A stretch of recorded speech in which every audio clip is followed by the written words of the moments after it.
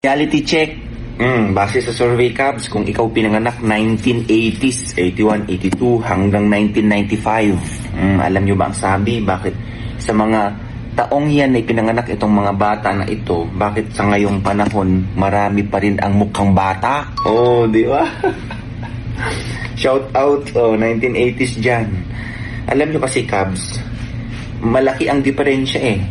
Shout out ha kung ikaw. Ano ba ang vitamin natin noon? Basta may puno na may bunga. Sa probinsya. Maniwala ka. Diba?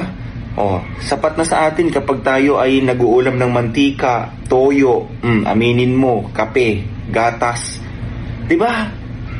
Pag tayo nagkakasakit Cubs, diba? Ang gamot lang sa atin, walang iba kundi Royal tsaka Skyflakes lang yan. Pahirapan pa nga. Diba? Gaganyan-ganyan pa sa'yo yung Royal. Pag nakainom ka na, gulat mo, sumigla ka. Ngayon, paano? May nag-message kasi sa akin dyan. Ang sabi niya, sir, bakit ganun? 35 years old na ako, tapos pag nakakakita ako ng mga kasama ko sa OB, ang sinasabi nila sa akin, batang ina. Diba? Nakaranas na ba kayo dyan? 80s? Hindi ba nakakatuwa naman yun? Kung ikumpara mo kasi kami kasi nung araw, Cubs, eto ang katotohanan dyan. Pagtanghali, natutulog kami. Totoo yan. Tapos mahilig kami syempre, takbo doon, takbo dito. Hindi pa kami exposed sa mga radiation na yan kasi nung araw, bihira pa din ang kahit TV nga, kulang. Nandun ka lang sa may, di ba, dingding, nakikinood ka lang doon. Di ba? Ngayon, sige nga. Bihira ang isang tao na hindi lang isa ang cellphone ngayong araw na to. Diba? Tapos yung mga kinakain, ayun, nag-upgrade ang mga pagkain na hindi lang ang teknolohiya. Yan ang pagkakaiba, Cubs. Sa atin pagka full moon, labasan ng bata. Ngayon, pag full moon nung ginagawa, wali. At saka noon, Cubs, pag pumapasok kami sa school noon, disclaimer po ha, laking bukid Cubs, nilalakad namin yan.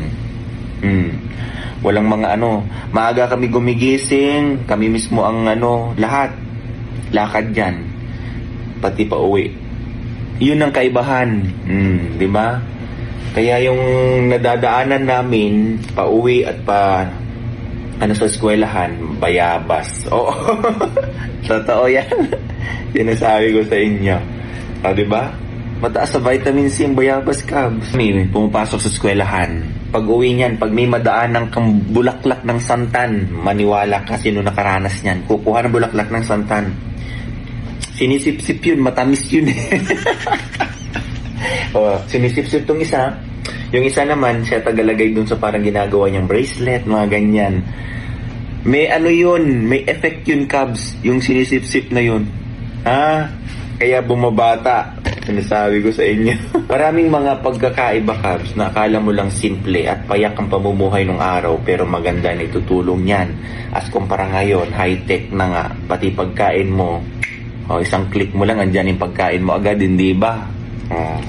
Sa amin, hindi. Yun ang kaibahan. Kaya yung mga 80s hanggang 1995, di ba? Mukhang bata pa daw base sa survey ngayon. Okay? Kaya kayong mga kabataan ngayon, tingnan mo sa amin. Sige nga, meron pa ba? Comment down dulo ka kung sino nakaranas dito. Yung sinasabaw mo ang kape. Barako ha. Totoo yan. Tapos binubudburan mo ng beer brand. Matagal na yung beer brand na yan. Beer brand pa yan. Binubudbud mo sa kanin. Hindi ba? Yan ang mga buhay nung araw, Cubs. Okay? So, na-share ko lang yan dahil marami ko nababasang message sa akin. Sir, alam mo, natutuwa ako kasi ako 30s na. Late 30s na pero sinasabihan pa rin akong bata. Sir, alam mo, 40 plus na ako. Pero bakit parang mas matanda pa yung anak ko sa akin? Totoo yan. Sa itsura. Diba? Dahil yan sa mga pinagagawa mo noong araw. Mga bata kasi ngayon, alam nyo, madalas na lang nakakulong yan sa loob ng bahay. Tapos ang kinakain hindi maayos. Yan ang kaibahan ng araw, Cubs. 'Di ba?